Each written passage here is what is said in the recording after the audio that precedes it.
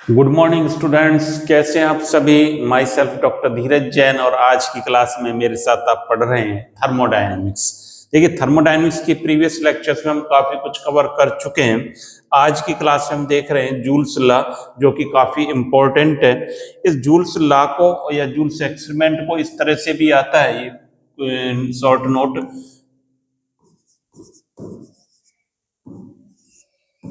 Measurement of del U over del V T is equal to 0। इस प्रकार से भी पूछा जाता है मेजरमेंट ऑफ डेल यू क्या है, internal energy, over del V और constant T is equal to 0। अब देखिए जूल्स का नियम क्या है, जूल्स ने क्या बात बताई। जूल्स के अनुसार, मैं हिंदी में लिख देता हूं आज, जूल्स के अनुसार जूल ने क्या बात बताई। जूल के अनुसार आदर्श गैसों के लिए आंतरिक ऊर्जा, कौन सी ऊर्जा, आंतरिक ऊर्जा, आदर्श गैसों के लिए आंतरिक ऊर्जा का मान, आंतरिक ऊर्जा का मान दाब व आयतन पर निर्भर नहीं करता है।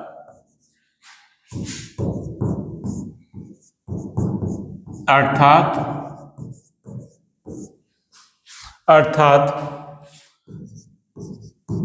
आदर्श गैसों के लिए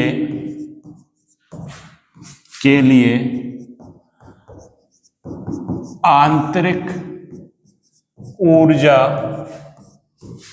का मान ताप का फलन होता है। मैथमेटिकल फॉर्म में क्या लिखेंगे, del U upon over del V T constant is equal to 0। क्या मतलब हुआ कि आदर्श गैसों के लिए आंतरिक ऊर्जा का मान दाब व आयतन पर निर्भर नहीं करता है, प्रेशर और वॉल्यूम पर निर्भर नहीं करता है। अर्थात आदर्श गैस के लिए आंतरिक ऊर्जा का मान ताप का फलन होता है। और इंग्लिश में क्या लिख सकते हैं, फॉर आइडियल गैस, क्या लिखेंगे, फॉर आइडियल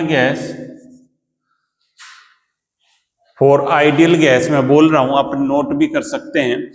जो according Joule's, for ideal gas the value of internal energy do not depend on pressure and volume, and hence the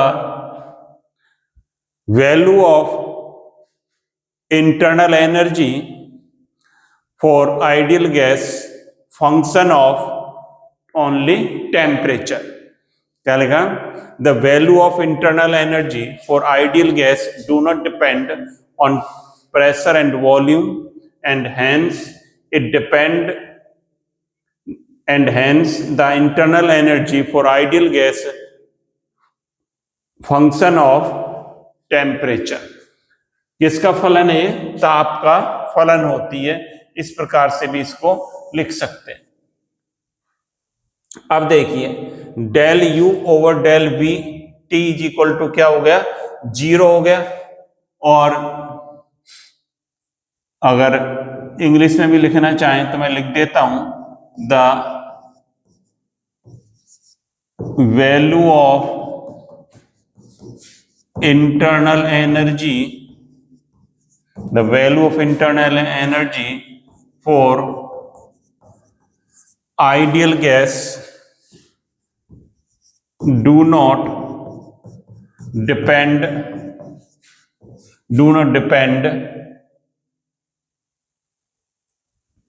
on pressure volume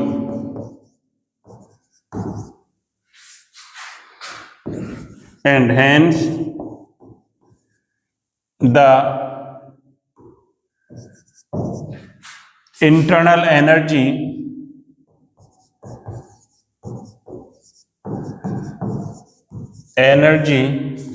for ideal gas is function of temperature. इस प्रकार से लिखेंगे। ये जो है, ये बात है, ये फॉर्मूला जो है इसका मैथमेटिकल एक्सप्रेशन कि del U over del V constant T is equal to 0। हम क्या पढ़ रहे हैं? मेजरमेंट ऑफ, किसकी बात कर रहे हैं? Measurement of del U over del V T, और जूल नियम की हम बात कर रहे हैं। जूल ने इतनी बात बताई। अब देखिए इसका एक्सपेरिमेंट क्या था जूल का, उस एक्सपेरिमेंट को हम देखें। इसका एक्सपेरिमेंट क्या था? इसने क्या लिया? एक थर्मोस्टेट लिया। देखिए इस प्रकार से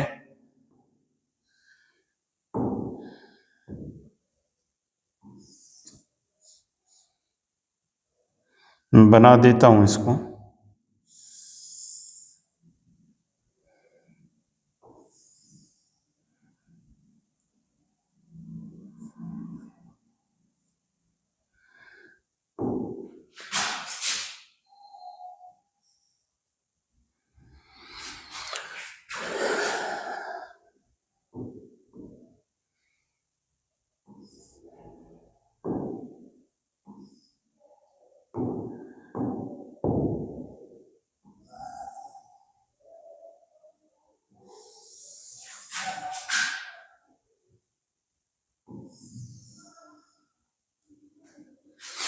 ये एक थर्मोस्टेट लिया गया जूल्स ने।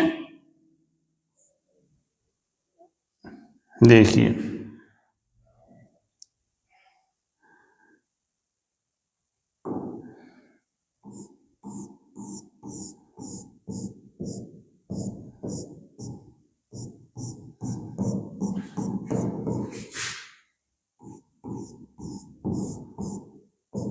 इस प्रकार से एक थर्मोस्टेट लिया। इसमें क्या है? पानी भरा हुआ है।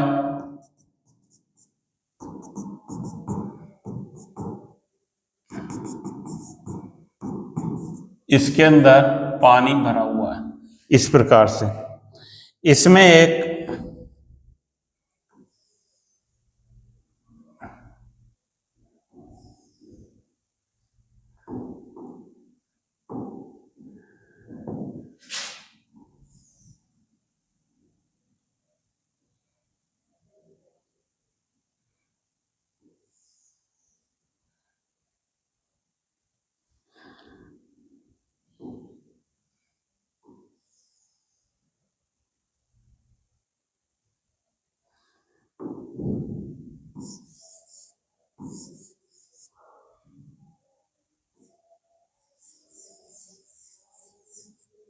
ये क्या लगा रखा है? स्टीरर, जिसको क्या कहते हैं? विलोडक बोला जाता है। और इसमें एक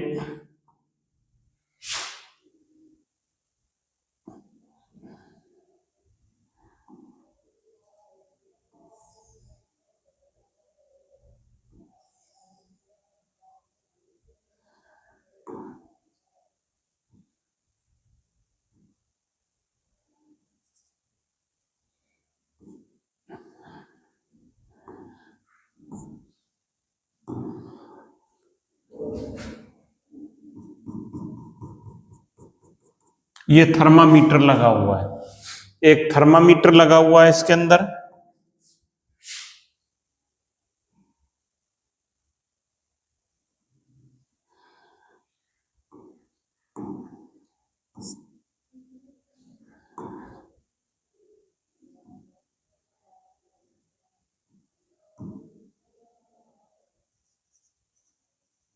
ये थर्मामीटर लगा हुआ है। अच्छा, और जो इंपॉर्टेंट बात है इसमें क्या है,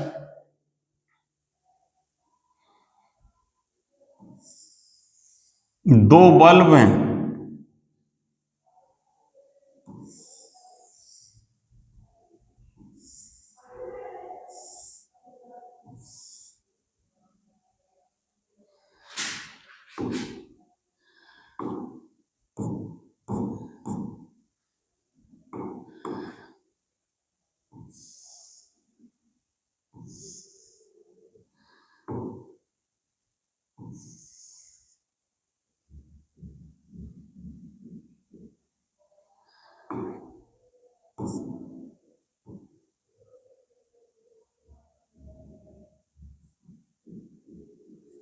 इसको यहां कर देते हैं।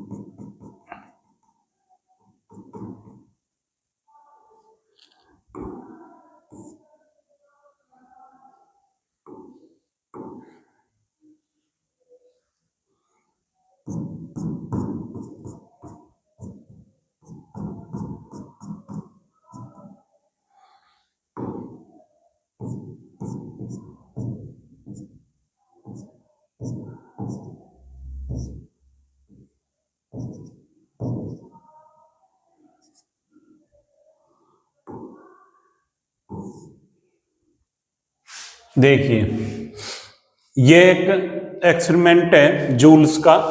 इसमें क्या है, थर्मोस्टेट है, वाटर थर्मोस्टेट है। इसमें ये क्या है, स्टीरर है। इसको हम क्या बोलेंगे, स्टीरर, या जिसको क्या कहते हैं,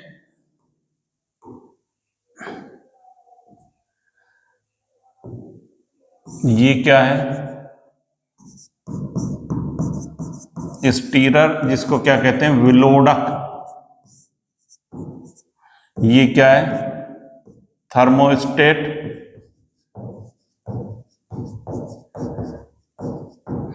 और ये क्या लगा हुआ है, थर्मामीटर।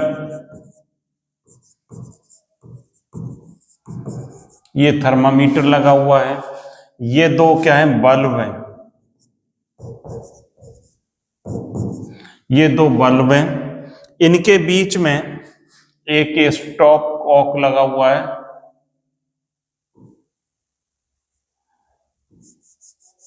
ये इसके अंदर कोई गैस भरी हुई है, आइडियल गैस। इसमें क्या है,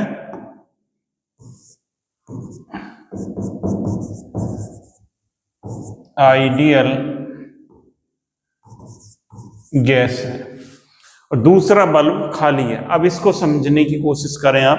पहली बात तो हमने ये लिखी थी, जूल्स नियम क्या है, इसके अनुसार आदर्श गैसों के लिए आंतरिक ऊर्जा का मान दाब आयतन पर निर्भर नहीं करता है, अर्थात आदर्श गैसों के लिए आंतरिक ऊर्जा का मान ताप का फलन होता है। ये बात क्लियर है। दूसरी बात, इसका एक्सपेरिमेंट क्या था उसको हम समझ रहे हैं। इन्होंने एक थर्मोस्टेट लिया जिसमें एक विलोडक स्टीरर लगा हुआ है, थर्मामीटर लगा हुआ है, दो बल्ब हैं, और इसके अंदर पानी भरा हुआ है। ये क्या है, वाटर। ये वाटर है इसके अंदर। अब देखिए जो बल्ब ए है, दो बल्ब हैं, बल्ब ए, इसको मैं ए कह देता हूं, और इसको बल्ब बी। बल्ब ए में एक आदर्श गैस भरी हुई है, और बल्ब बी कैसा है, वैक्यूम है इसमें, और इसमें क्या है, खाली है, इसमें कुछ भी नहीं है, इसमें खाली है बल्ब बी। और इसका टेम्परेचर, ऑब्जर्वेशन क्या है इसका एक्सपेरिमेंट का, यहां क्या लिखेंगे, temperature,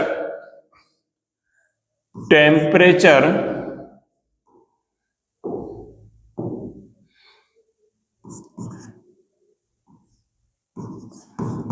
temperature before the experiment and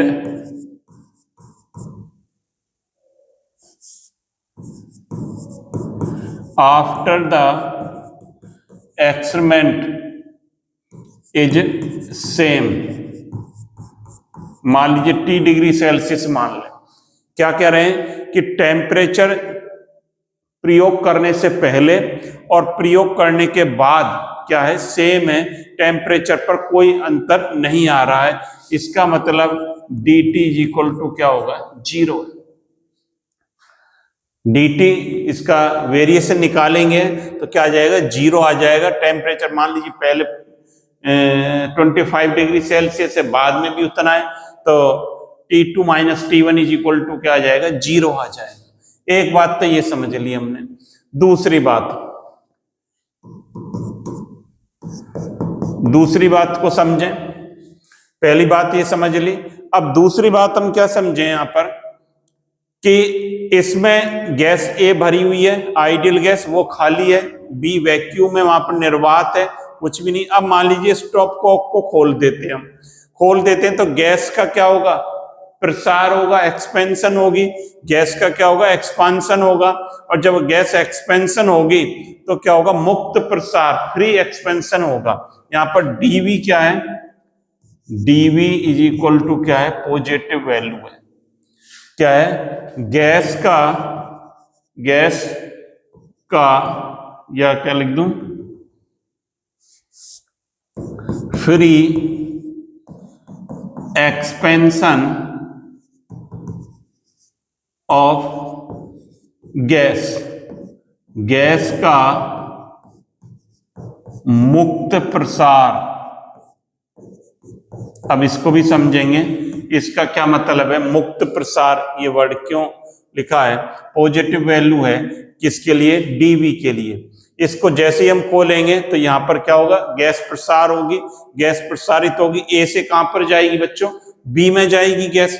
जब ए से बी में जाएगी तो इसका आयतन क्या होगा, बढ़ेगा, इसलिए क्या कह दिया, गैस का प्रसार हो रहा है, यहाँ पर फ्री एक्सपांशन हो रहा है। अब ये फ्री एक्सपांशन क्यों हो रहा है, इस बात को भी समझें। देखिए तीसरी बात देखिए, according FLOT, first law of thermodynamics क्या है, du is equal to Q plus W होता है। यहां W इज इक्वल टू क्या होता है, minus P external dV, P dV होता है। P एक्सटर्नल क्या है, अपोजिंग फोर्स, ये क्या है, विरोधी बल, विरोधी बल, अपोजिंग फोर्स। ये क्या होता है अपोजिंग फोर्स, देखिए अपोजिंग फोर्स, विरोधी बल का क्या मतलब है कि जब गैस का प्रसार हो तो इसके विरोध में कोई बल ना लगे। यहां पर देखो ये खाली है, यहां पर अपोज करने वाला कोई नहीं है इसको बी से, तो अपोजिंग फोर्स यहां पर क्या हो गया, 0 हो गया। बात आपके समझ में आ रही होगी। ए से बी में जब गैस जाएगी तब बी से अपोज करने वाला कोई नहीं है, डेट मीन्स पी एक्सटर्नल क्या है, यहां पर 0 है। P external is equal to क्या है, 0 है। जब पी एक्सटर्नल 0 है तो डब्ल्यू इज इक्वल टू पूरा क्या हो जाएगा, 0 हो जाएगा। तो तीसरी बात जो निकल कर आई, डब्ल्यू इज इक्वल टू भी क्या हो गया, 0 हो गया, शून्य हो गया डब्ल्यू भी। एक बात हमने ये देखी कि dt 0 है, dv फ्री एक्सपांशन हो रहा है, और क्या है, w क्या हो गया, 0 हो गया। जब w 0 हो गया then D U is equal to क्या हो गया, क्यू प्लस 0, तो D U is equal to क्या हो गया, क्यू हो गया। पहली बात ये बात आ गई। अगली बात देखिए, when D T is equal to क्या है, 0 है। जब डी टी 0 है डेट मीन्स ताप में कोई परिवर्तन नहीं हो रहा है, तो इंटरनल एनर्जी आंतरिक ऊर्जा में कोई परिवर्तन होगा क्या, नहीं होगा।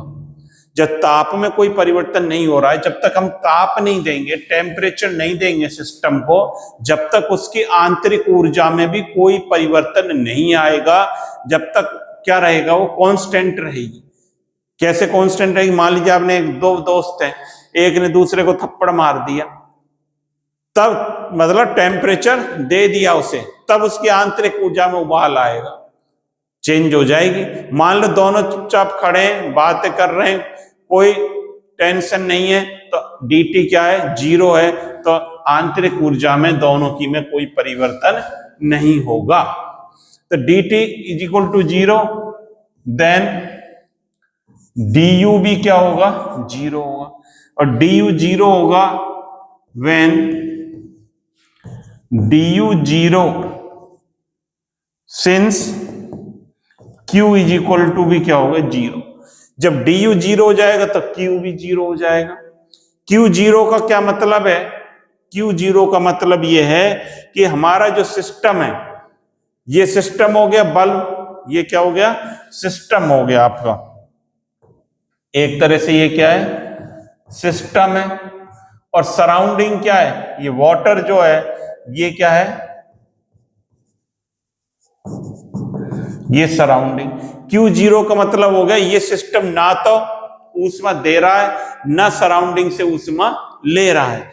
इसका मतलब ये हो गया, तो यहां पे लिखेंगे when Q is equal to 0, then system क्या कर रहा है, न तो ऊष्मा ले रहा है सराउंडिंग से और न ही सराउंडिंग को ऊष्मा दे रहा है। तो ये मतलब हो गया। तो कंक्लूजन यहां पर क्या निकल कर आया, देखिए रिजल्ट क्या निकल कर आया, यहां पर रिजल्ट क्या आया है। पहली बात तो dt कैसा था, 0। dt 0 था तो क्या हो गया, w भी क्या हो गया, 0 हो गया। और du भी क्या आया है, 0 निकल कर आया है। du 0 और q भी क्या आया है, 0। ये बात यहां पर निकल कर आई है। लेकिन dv क्या है, पॉजिटिव वैल्यू। dv क्या है, पॉजिटिव वैल्यू है। ये कंक्लूजन इसका निकल कर आया है। आपने देखा कि w भी क्या हो गया, 0 हो गया, du भी 0 हो गया, q भी 0 हो गया और dt भी 0 है जूल के अकॉर्डिंग। अब देखिए जो आंतरिक ऊर्जा है, आंतरिक ऊर्जा में परिवर्तन, आंतरिक ऊर्जा U किसका फलन होती है, V और T का फलन होती है। Internal energy is function of, क्या लिखेंगे हम, अगले पेज पे लिख लें, internal energy, internal energy is function of volume और टेम्परेचर। तो इसको क्या लिखेंगे, U फंक्शन है किसका, V और T का। U फंक्शन है V और T का। इसका U का क्या कर दें हम, कंप्लीट इसका क्या कर दें, डिफरेंशियल कर दें, तो ये क्या बन जाएगा, देखिए du इज इक्वल टू क्या लिखेंगे, del U over del V T dV plus क्या लिखेंगे, del U over del T और कांस्टेंट V dt। ये बात हम लिखेंगे, ये हमें आना चाहिए। ये इसका कंप्लीट डिफरेंशियल कर दिया हमने कि del du is equal to क्या हुआ, del U over del V T dV। ये किसके बराबर होता है, आप जानते हो, ये क्या होता है, CV होता है। ये क्या किसके बराबर होता है?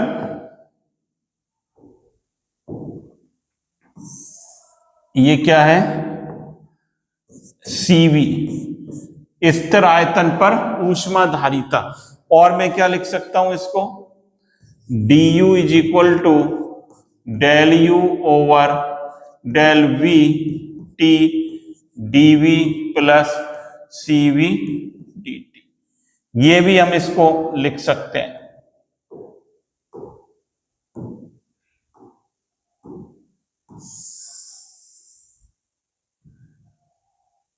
ये आ गया D U is equal to del you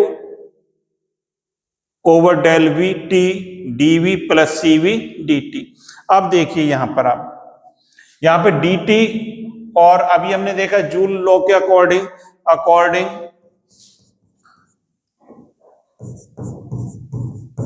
joules law क्या du इज इक्वल टू 0 है और dt भी क्या है? 0 है आपका। तो ये क्या हो जाएगा? इस इक्वेशन से बात कर रहा हूं तो du इज इक्वल टू क्या हो जाएगा आपका? du तो 0 हो गया, du क्या हो गया? 0।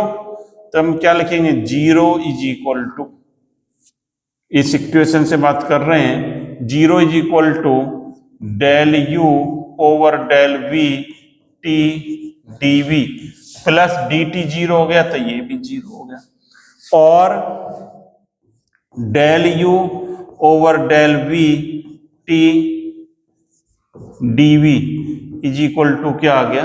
0 आ गया।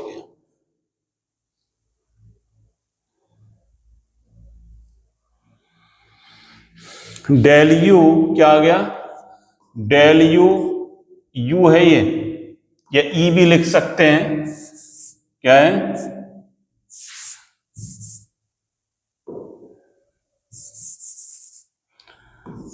Del U upon del V T d V is equal to 0। देखिए यही आया, del U upon del U over del V, यही है del U over del V T d V is equal to 0।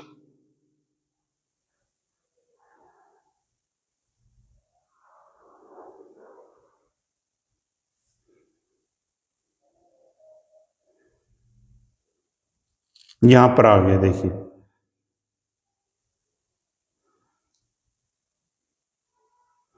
Del U upon over del V T d V is equal to 0। अब देखिए 0 कब होगा? जब दो फंक्शन है, मान लीजिए, देखिए ये मान लें x into Y is equal to 0 है, या तो x 0 या y 0, तब कंप्लीट इक्वेशन क्या आएगी? 0 आएगी वैल्यू। अब यहां पर dv तो क्या होता है? ये तो पॉजिटिव वैल्यू आ रही है, ये तो 0 नहीं है, that means dv not 0। dv तो 0 नहीं होगा, लेकिन क्या होगा? Del u over del v, क्या लिखेंगे? Del U over del V T is equal to क्या है? 0 है। यही बात हम कर रहे थे, इसको यहां लिख देता हूं, और क्या निकल कर आया? Del U upon del V T is equal to 0।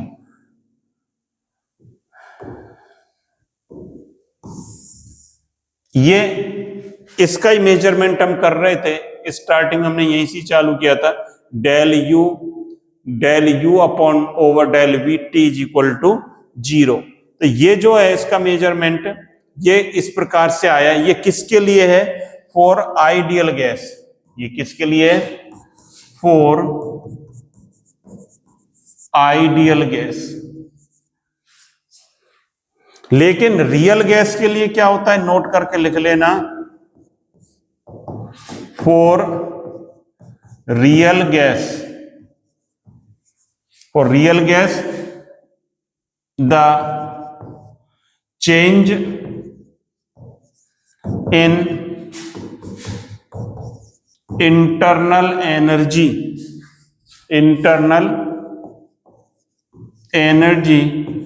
Is not 0 because there is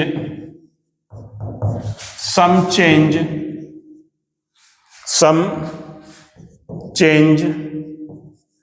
in temperature, there is some change in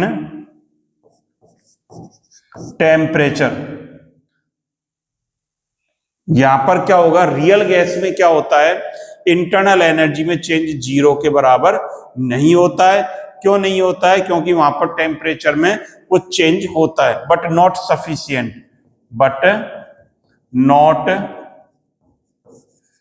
sufficient, बहुत ज्यादा नहीं होता है। इसलिए ये आइडियल गैस के लिए ही है, रियल गैस के लिए नहीं है। अब इसके लिए फिर क्या आया, जूल्स गुणांक आया। जूल्स कोफिशिएंट की हम बात करते हैं। देखिए जूल कोफिशिएंट, जूल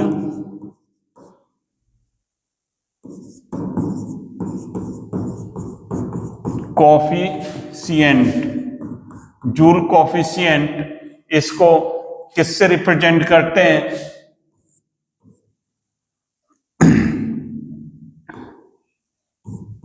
म्यू जे और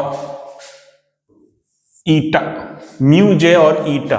तो म्यू जे का क्या फॉर्मूला है, जूल कोफिशिएंट क्या आया, mu J is equal to क्या होता है, देखिए ये क्या आया था, अभी हमने देखा ये del U over del V T आया था, और ये क्या हो जाएगा, del T over del V U is equal to 0। ये जूल कोफिशिएंट कहलाता है कि mu J is equal to del T over del V U is equal to 0। इस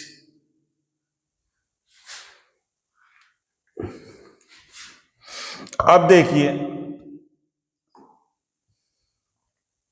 ये तो इसके बराबर आया था, इसको क्या लिखेंगे हम, देखिए इसको नोट कर लिया आपने,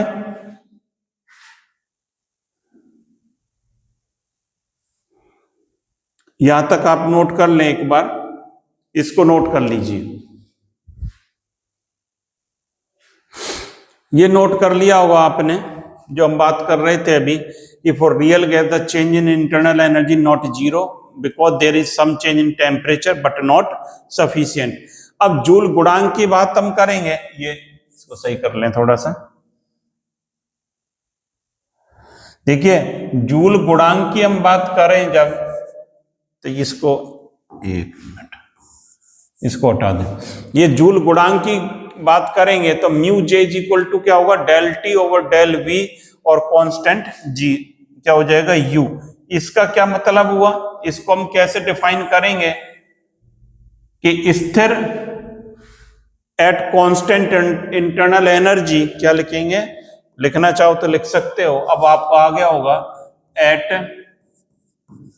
constant internal energy the change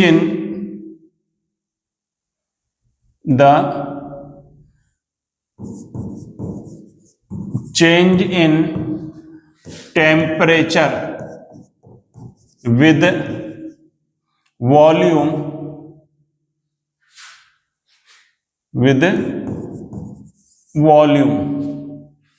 क्या लिखेंगे, इज इक्वल टू किसके बराबर होता है ये, at constant internal energy change in temperature with volume क्या कहलाता है, जूल कोफिशिएंट कहलाता है।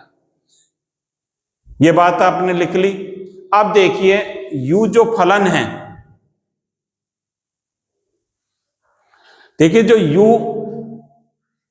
क्या है, ये बात आपने नोट कर ली, इस हिंदी में नोट करना चाहे हिंदी में आप नोट कर सकते हैं कि स्थिर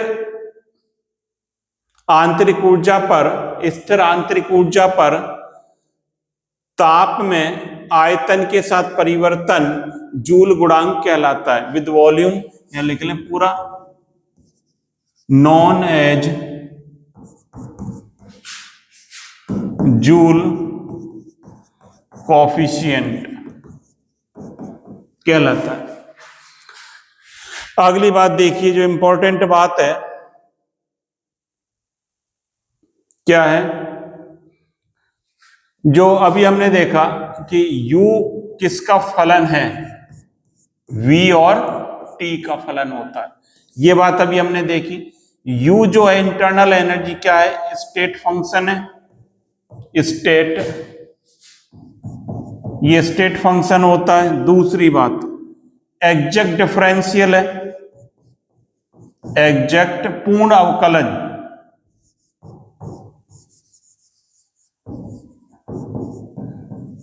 एग्जैक्ट डिफरेंशियल है, पूर्ण अवकलज है ये, और ये स्टेट फंक्शन होता है। अगली बात देखिए, यहां पर लिख देता हूं u जो है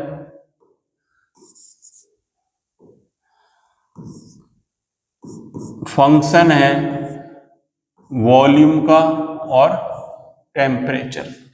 ये बात हमने देख ली। अब ये बात हमने पढ़ी है कि साइक्लिक जो डिफरेंशियल होता है, क्या cyclic differential of u is equal to क्या होता है, 0 होता है। एक बात हमने ये पढ़ी है कि चक्रीय इसका जो इंटीग्रेशन होता है, क्या integration of cyclic integration of u is equal to क्या होता है, 0। लेकिन इसका साइक्लिक डिफरेंशियल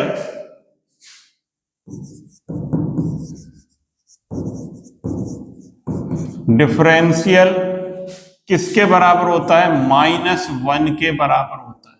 इस बात को भी हम देखें, ध्यान दें कि साइक्लिक जो इंटीग्रेशन है u का वो किसके बराबर होता है, 0 के बराबर होता है। साइक्लिक जो डिफरेंशियल है वो किसके बराबर होता है, -1 के बराबर होता है।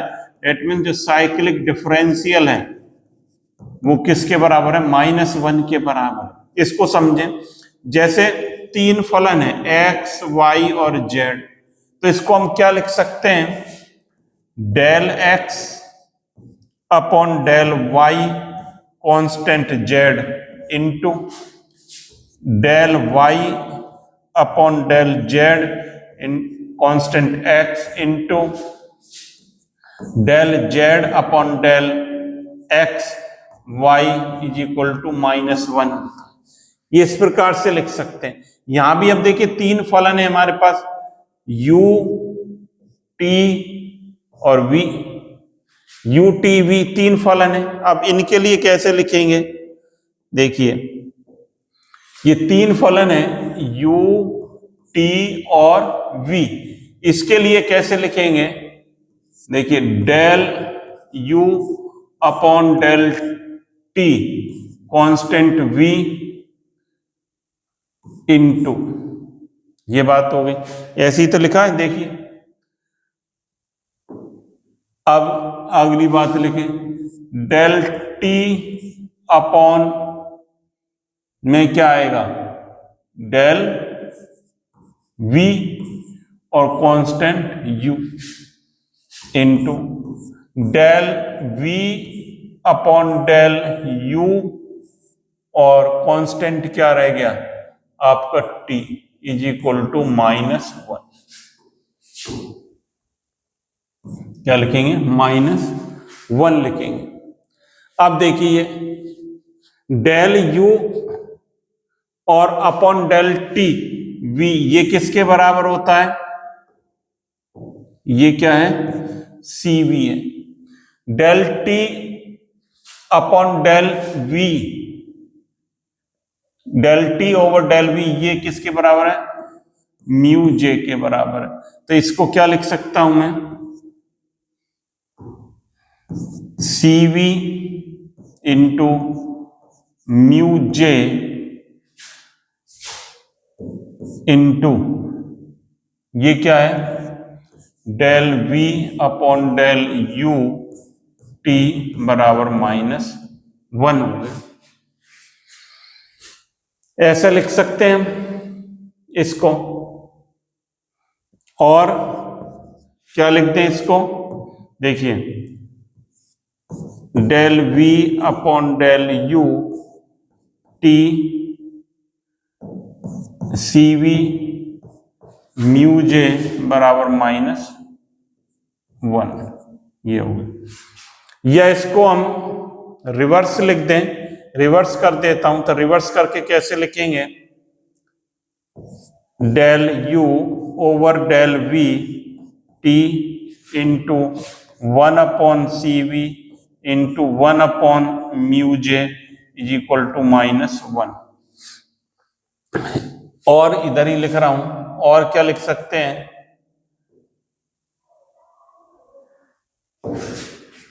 थोड़ा इसको अगर ये हो जाता है तो थोड़ा छोटा देखिए,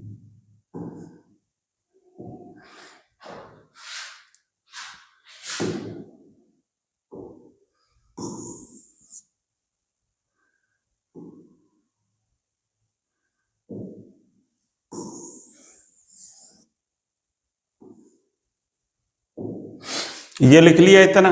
अब देखिए ये बात हो गई डेल, अब इसको क्या लिख सकता हूं, और या इसके नीचे लिख देता हूं पहले, और del u upon del v t is equal to minus, इसको यहां गुणा कर दें तो क्या लिख दें, -1 हो गया ये, या क्या हो गया ये, माइनस सी वी म्यू जे, ऐसा लिख सकते हैं। ये बात आपके क्लियर हो जानी चाहिए। Del u over del v t is equal to क्या आ गया, -cv डॉट म्यू जे। इतनी बात एक बार आप नोट कर लें इसको। तो ये किसके लिए आ गया बच्चों, ये आप देख रहे हो, ये किसके लिए आ गया, इसको भी ब्रैकेट में बंद कर दें, ये किसके लिए, फॉर रियल गैस। और आइडियल गैस के लिए क्या निकाला था हमने, ये यहां पर निकाला था कि ये जूल कोएफिशिएंट था, इससे पहले आइडियल गैस के लिए ये निकाला था del u over del v t is equal to 0। तो ये दो बातें आ गई। रियल गैस के लिए कैसे करेंगे, आइडियल गैस के लिए क्या करेंगे। एक चीज और इसमें सीख लें कि फॉर लिक्विड और सॉलिड, यदि हम बात करें किसके लिए, लिक्विड और सॉलिड के लिए, तो यहीं पर कर लें, छोटा सा ही है, फॉर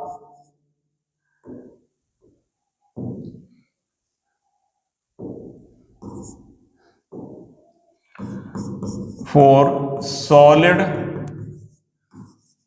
एंड लिक्विड। देखिए इसके लिए एक इक्वेशन आपने पढ़ी थी पहले, स्टार्टिंग में बताई थी मैंने, क्या थी, ये रही, del D U is equal to क्या है, C V D T, D U is equal to C V D T, C V D T plus del U over plus del U over del V T D. ये पढ़िए, ये starting में पढ़ी थी equation. अब मान लीजिए इसका इंटीग्रेशन कर दें हम पूरे का, तो देखिए dt, यहां पर dt तो क्या हो गया, dt इज इक्वल टू क्या है, 0। तो ये क्या हो गया, du इज इक्वल टू हो गया आपका del u over del v t dv। Integration कर दें du, ये u1 से u2 इज इक्वल टू, इस पूरे का कर दें del u del v t dv। ये वैल्यू जो होती है, ये वाली, ये क्या है, कांस्टेंट है। इसको बाहर लिख लें तो ये क्या बन जाएगा, ये क्या बन जाएगा, u2 minus u1 is equal to, इसको मैं क्या लिख दूंगा, del u on del v t integration v1 से V2 dV, तो ये क्या होगा डेल U हो गया, ये डेल्टा U हो गया, और ये क्या हो गया डेल्टा V, तो del U upon del V T delta V।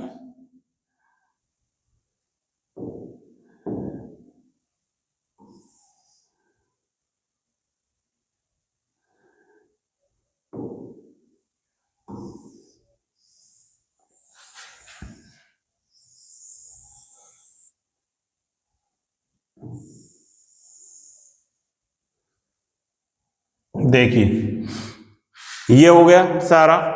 अब ये क्या हो गया, ये लिख लिया आपने, तो इसको क्या लिख सकते हैं, del U upon del V T is equal to, क्या लिख सकता हूं, delta U upon delta V लिख सकता हूं। तो ये किसके लिए आ गया, ये आ गया सॉलिड और लिक्विड के लिए। ये किसके लिए है,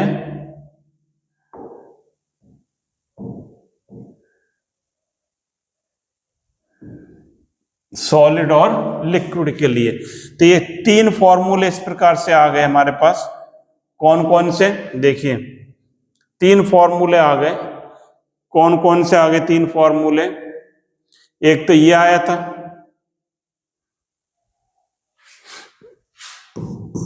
एक ये आया था del U over del V T is equal to 0, एक ये आया था, दूसरा ये आ गया आपका, और यह मैं कह दूं एक ये आ गया था 2 नंबर, और 3 नंबर आपका ये आ गया। इस प्रकार से ये तीन फॉर्मूले आपको देखने हैं, इनको आप नोट कर लें। ये आपने नोट कर लिए होंगे बच्चों। इस प्रकार से ये एक इम्पोर्टेंट टॉपिक आज आपने कवर करा, और बहुत ही बढ़िया ढंग से इसको आपने सीखा।